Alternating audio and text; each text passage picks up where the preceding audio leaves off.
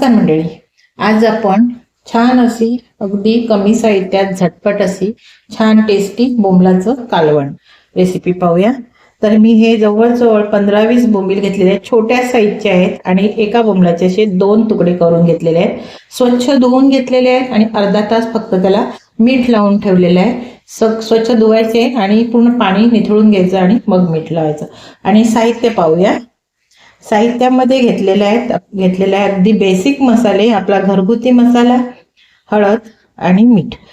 हा मसाला जो आहे घरगुती मसाला, ह्यामध्ये सगळे गरम मसाले आणि सगळं साहित्य असते, त्यामुळे मी ह्यामध्ये गरम मसाल्याचा वापर करत नाही। चिंचेचा कोळ ह्याऐवजी कोकमाचा आगळ घेऊ शकता।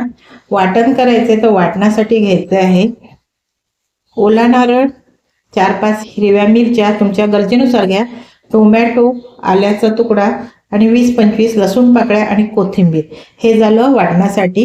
आणि अजून फोडणीमध्ये घालायला जवळजवळ 1.5 टोमॅटो घेतले। टोटल मी 2 टोमॅटो घेतलेले, त्यातला अर्धा टोमॅटो वाटणामध्ये घालणार आहे। ह्यामध्ये आम्ही कांदा लसूण दुसरा ठेचून असा वापर करत नाही। ह्या अशा साहित्यात सुद्धा खूप छान रेसिपी होते आणि खूप छान टेस्टी भाजी लागते। आणि लागणार आहे तेल। तर पहिलं आपण वाटण करून घेऊया। बघा, हे वाटण एकदम असं बारीक वाटून घेतलं, पाणी घातलं आणि वाटून घेतलं। ह्यामध्ये मी सांगायचं विसरले, कढीपत्त्याचा पण वापर केलेला आहे। मी कढीपत्ता होता कोथिंबीरच्या बाजूला, पण बोलले नव्हते म्हणून कढीपत्ता पण घातलेला आहे। कढीपत्त्याने छान अशी भाजीला टेस्ट येते। आता चला आपण भाजी बनवायला घेऊया, कालवण बनवायला घेऊया। पातेल्यामध्ये मी जवळजवळ 2-2.5 पळी तेल घालून घेतलेलं आहे। आणि तेलावर पहिलं तेल गरम झालं की त्यावर घालून घ्यायचे टोमॅटो। आणि टोमॅटो झाकून थोडी शिजवून घ्यायची। टोमॅटो 1-2 मिनिटं अशी थोडीशी तळून झाली की मिक्स करून घ्यायची। आणि हे वाटण आपण जे बनवलं ते वाटण पूर्ण तेल सुटेपर्यंत आपल्याला भाजून घ्यायचे, म्हणजे तळून घ्यायचंय। थोडंसं झाकण ठेवायचं, शिटे उडे नाही म्हणून। वाटण 2-3 मिनिटं झाली की असं परतून घ्यायचं। बघा, छान असं तेल सेपरेट झालेलं आहे। आणि लाल तिखट, हळद आणि मीठ घालून घ्यायचं। जर तुमच्याकडे घरगुती मसाला नसेल तर मग लाल तिखट, गरम मसाला, धने जिरे पूडचा तुम्ही वापर करू शकता। माझ्या मसाल्यामध्ये सगळे साहित्य असते, साठवणीचा मसाला आहे तो, त्यामुळे मी वर्षभराचा करते, त्यामुळे मी पुन्हा त्यामध्ये गरम मसाल्याचा वापर करत नाही। आता झाकण ठेवायचं आणि अजून थोडंसं तेल सुटेपर्यंत आपल्याला मध्यम आचेवर हे वाटण मसाले शिजवून घ्यायचे। बघा, वाटणाला आणि मसाल्याला मस्त तरी आलेली आहे, छान असं तेल सेपरेट झालेलं आहे।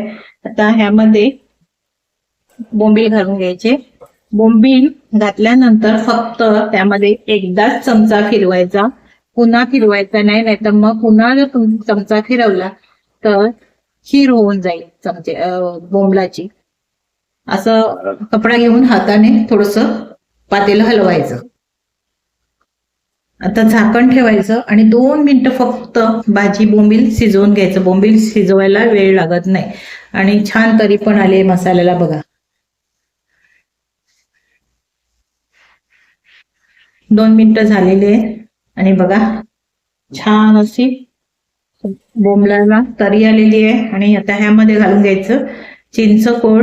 आणि तुम्हाला जितका रस्सा हवा तितकं तुम्ही हे चिंचकोळाचे पाणी घालायचं आणि मिक्स करून घ्यायचं। आता मिक्स करताना चमचा नाही घालायचा, असा कपडा घ्यायचा आणि हलवायचं। बघा, असा कपड्याने असं पकडायचं आणि नॅपकिन घ्यायचा किंवा चांगला कपडा घ्यायचा ओट्यावरचा आणि असं हलवायचं।